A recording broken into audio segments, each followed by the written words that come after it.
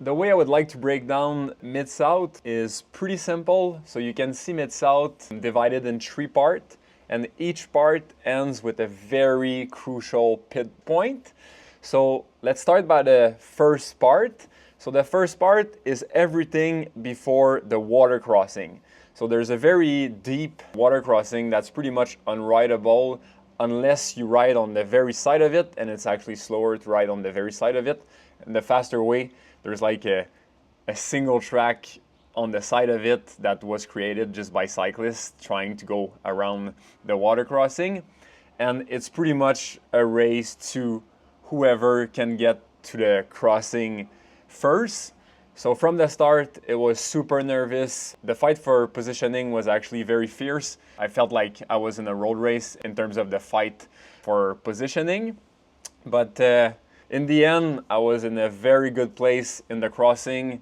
And at the end of it, I really started pushing the pace with the 4 guys that I was out with. And 4 other guys were able to catch us.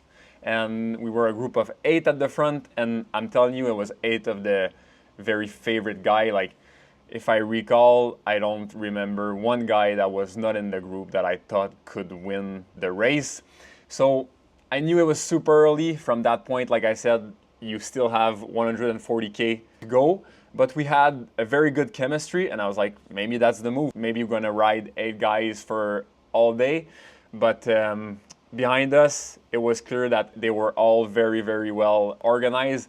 And after a chase of about 20 minutes, they came back on us. It was a group of like 20 riders, and then we chilled for a bit. So another group of like 15 to 20 riders catch us. So we were back to a big group of 50. So the first pitch point helped a little bit of the selection, but didn't really do too much damage at the end. Then the second part of the course is from the water crossing to Narnia. So Narnia is a double track that nobody uses except maybe bikes during the race.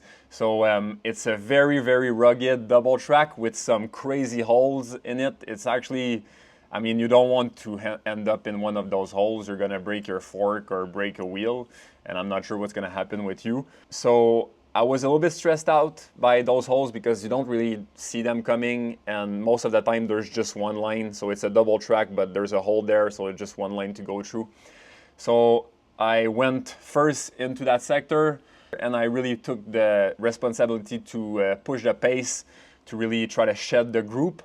And at the end of Narnia, it was me with 4 other guys, and I mean, it was clear that the gap was not big enough, so we kind of pushed the pace for 5 minutes, but got caught just after. But I mean, it was clear that it took some matches to come back for a lot of the guys, and following Narnia, the group was like thinning and thinning and thinning until we got to about 20 riders. So the last part of the course is from Narnia to the last single track to the finish. I know it's like in 2 parts, but I feel like they kind of go together. So after Narnia, like I told you, the selection was kind of happening naturally. A lot of the stronger guys were pushing the pace into the climbs, into the more sandy section, and the group was shedding and shedding.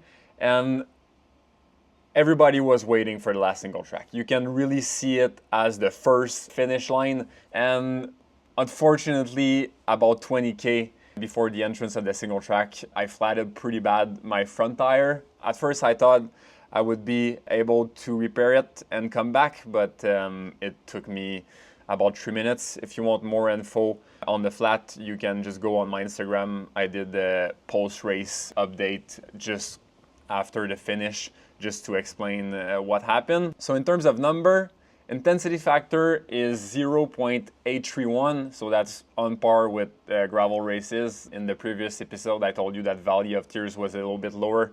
0.83 is right on it. 310 TSS for 4 hours and a half, and a total of 5,000 calorie burn, so more than 1,000 calories an hour. So pretty intense racing out there. The number one takeaway of the race, I would say that being in great position is a choice. So during the race, I was able to really keep a great position during most of it and be right where I needed to be at the pitch point. And I guess my takeaway is just that being in right position is a choice, but it's a choice that comes with accepting risk.